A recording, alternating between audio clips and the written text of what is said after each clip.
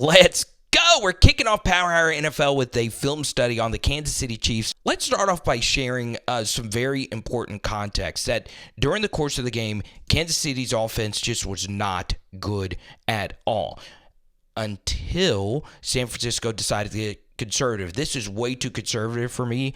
This is clear quarters, and I don't want to going up against Patrick Mahomes, letting him dink and dunk his way up and down the field to Travis Kelce and his tight ends.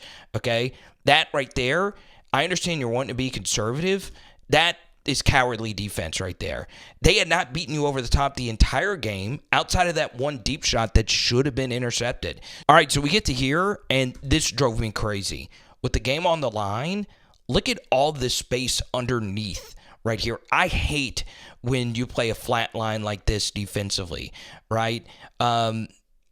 This time they actually do get very exotic. Mahomes likes to throw in the direction of the blitz. They, fan out, fire zone, whatever you want to call it. The defensive end right here, Chase Young, into the flats. And Mahomes sees that this player takes an inside angle, so he knows all he has to do is break this contain and he's going to have a positive gain. But look at all these open players, right? Why do you change things right in this portion of the game, right? You're just making things a lot easier for this man. Now we get to my favorite play call of this game. Okay, it's 1st and 10. Andy Reid's still seeing that you're playing quarters on your heels type of defense, and he's going to keep hitting these underneath routes, okay? And this is the sexiest version I saw of it. 12 personnel, you're bringing this tight end over here. Travis Kelce's not even in the game. So right here defensively, I want to be somewhat aggressive. Instead, I know you're only rushing 4 and you're playing very soft coverage, and this is really well designed, okay? You are getting a vertical here, and the ball actually goes to the tight end who initially chips, okay? So he chips down. Patrick Mahomes knows that this vertical is going to carry this overhang defender right here, and this player goes out into the flats, and this delay from the tight end is going to leave him unaccounted for right here, and bang. That's just easy stuff. Bam, okay? Look at all this space for him to run through.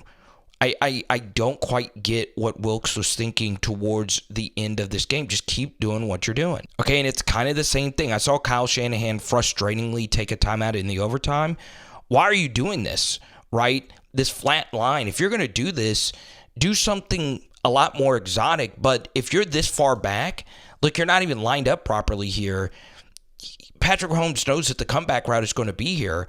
And look at how easy it was for them to basically get into field goal range at this point with an elite kicker, right? The goal is to win the game.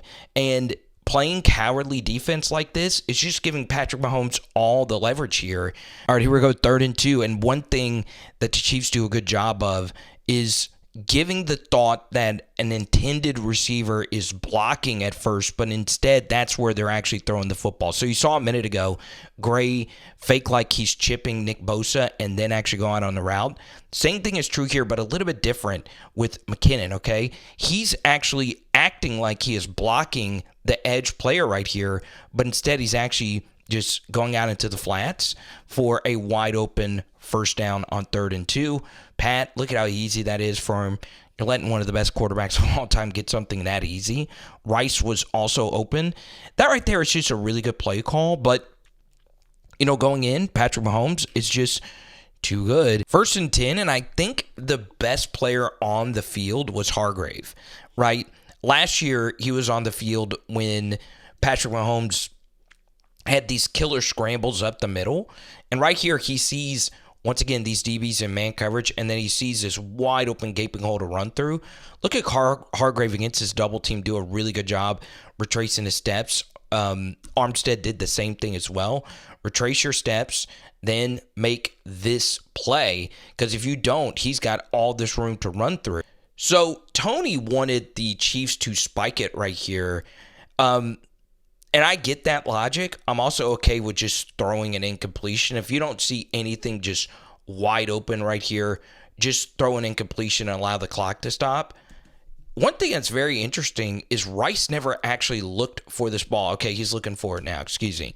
He doesn't actually throw it, and he just throws his football away. That's really, really good stuff. All right, so we get to this 3rd and 7.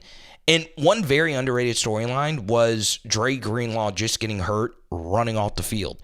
That is absolutely ridiculous because, you have to play with a backup linebacker. And this is just really good stuff by Mahomes. He sees that this linebacker has outside leverage. It's a game-winning drive right here on 3rd and 7, and you got to get the football to someone. Want to get it to Travis Kelce on a deep crosser right here. Hate this placement from the safeties, okay? This, for me, is a do-or-die down. If they beat me over the top for a game-winning touchdown, so the F be it, right? I am playing this snap right here as if it's my last, okay? I'm having everyone play far more aggressive, and I'm not letting Kelce go cross-field. There's a piece of me that thinks Fred Warner thought he had inside help with Kelce because you could see his eyes. They're actually on the quarterback. They're not actually on Kelce. I'm thinking maybe he thought this backer was going to pick him up. Maybe Greenlaw does pick up this crosser right here. And, man, this is just a really good design to get Kelce this football here. And this tight end's job right here is to just get in the way of Warner just a little bit, but not actually touch him. That's really good design. I just hate how far back those safeties were in that spot. If they beat me over the top for a touchdown, so the F be it. I'm just trying my best to stop them before the sticks and force them to kick a game-tying field goal from distance. So I saw a chilling next-gen stat that said that was the fastest Travis Kelce had run all year as a ball carrier. So now we get to here, ball snapped on the ground, and we go back to the actual play here. Rice is open for the game-winning touchdown in the Super Bowl, and you can throw this because you have one timeout, right?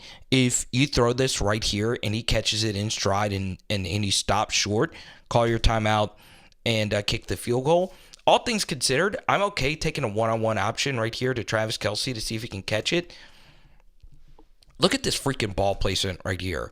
Travis Kelce going up against Fred Warner. Warner has leverage on him. Still, look at this ball placement, okay?